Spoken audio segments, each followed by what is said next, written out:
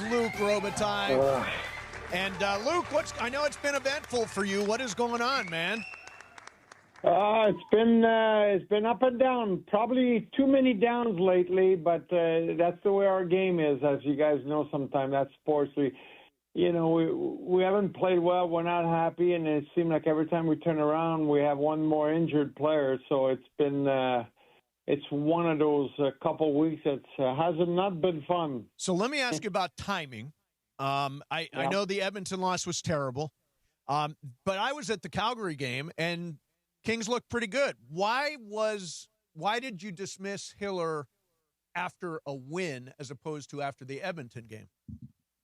The way I'm just going to quote like the way Ken Holland looked at it. Yep. Okay, so before the break, we had two games where we really didn't play well as a team, and then we want to see coming off the break where you had 3 or 4 practices where you call it like a mini training camp for our guys to get back into it, and then the first 2 games, the score obviously makes a difference when you look at it, or you think it makes a difference. But for us, it's more the way we played. Like, we want to be like a team that creates a lot of events and forechecks and puts a lot of pressure on other teams. So we didn't see that. So that was literally 4 games in a row, if you think the 2 games prior and the 2 games after. And then Friday, we sat down and we had all kinds of discussion, and we came to the conclusion that we were going to make a change, but then we didn't have a morning skate on Saturday, so you don't want to make a change where suddenly the players are just coming in the rink and it's just there. Right. So makes sense. Ken's been around a long time, so he thought it'd be better to make that change after the game, and then Sunday would have time to be together, and then be ready for the game Monday. Luc, we're talking to Luc Robitaille. Tell us about DJ Smith, the assistant that you promoted to take over for head coach for at least the rest of this season, I assume. What do you like about DJ Smith, and what can you tell us about him? Well, he brings a lot of emotion. We've looked at coaching in the past and into how to get a coach.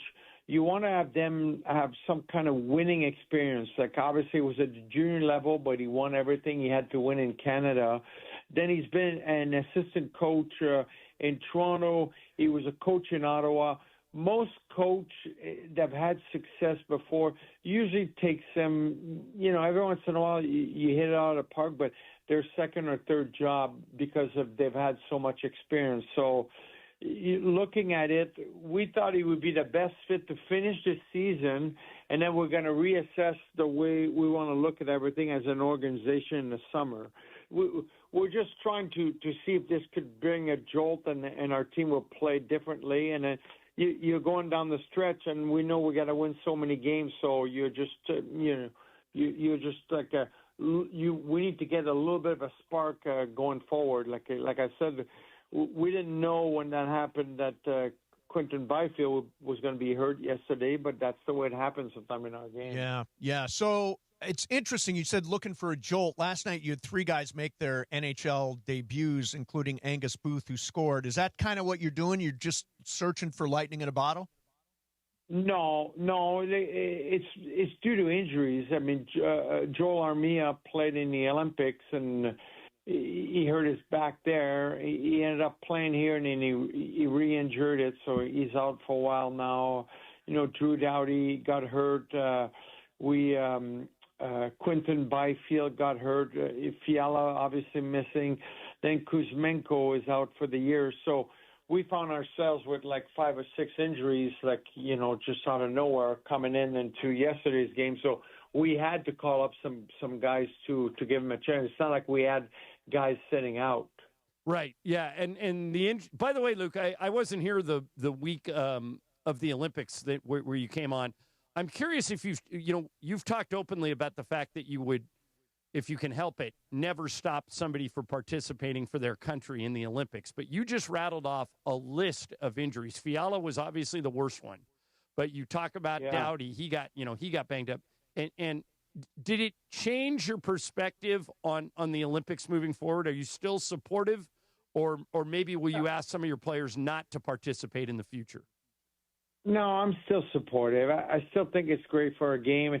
Injuries, they happen. You know, I think it's more the fact that the season's been crunched up. But, you know, I'll never use that as an excuse. I think the Olympics are great for players.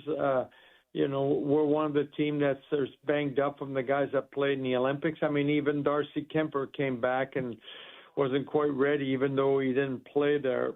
So, but that's the way it goes. I still think it's a great thing for our game and great thing for the players. It's, you know, you want to have depth and make sure you have some guys that can step up and make a difference. But that's you know, that's part of it. Yeah, so one of the things, I was talking to somebody who knows that Darcy Kemper, I guess, was the third-string goalie for Team Canada and didn't see any action in the games.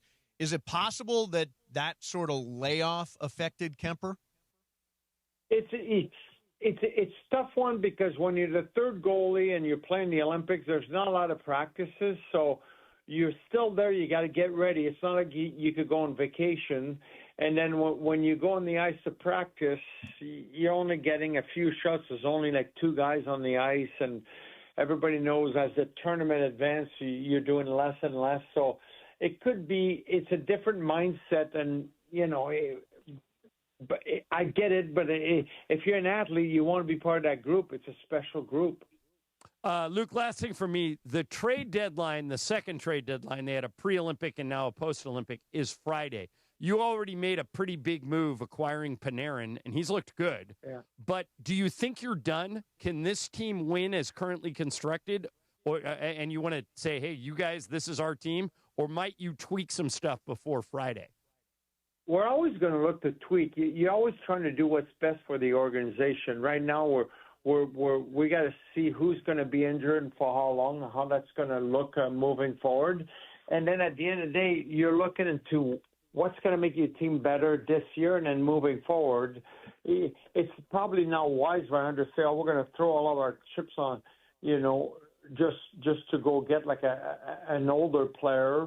Like, so we got to look at it. We got to make sure the guy's able to play another 2-3 years. Like, what makes the Panarin deal good is we got him for a couple more years, and he's a really good player. So we know whatever we do is going to be able to help us, you know, obviously this year, but the next 2 years moving forward. So we're going to look that way. We're not going to go probably chase like a free agent. Right. Right. Boy, this is a hard-hitting hockey interview, isn't it? We're actually talking some hockey today. You guys know what you're talking about. I like it. Yeah. So I want to ask you one last thing. So I'm watching this movie last night. It's called Youngblood, stars Blair Underwood, and you make a surprise appearance in the movie. What was your experience like? I think that your moment is spectacular, like Oscar caliber. What do you think, Lou? I agree with you. I haven't seen it yet, but I've heard nothing but great, how people felt great about my moment in the movie. Now, it was a good thing. I'm always into helping promote the game of hockey, so I'd seen the original Youngblood, and when we heard about that they wanted to do it, and they wanted to use our team. We actually used our last preseason game of the season to get the kid on the ice and to do it that way. So that was fun to shoot, and I think it's good for our organization to be part of it. Yeah, hockey's having a moment, man, between heated rivalry, this movie now, the men's Olympics. And women's Olympic teams. I mean, this is a great time for hockey. All good. Exactly. You're right. All right. Thank you, Luc. We're going to win some games. Yeah, Amen. exactly. Amen. Let's start winning. All right, Luc. Hey, thank you, man. We appreciate talking with you, and good luck as we continue the season Talk here, to you man. next week. Okay. All right, Thanks, bye. guys. Here's Luc Robitaille. By the way, that movie Youngblood, excellent hockey movie.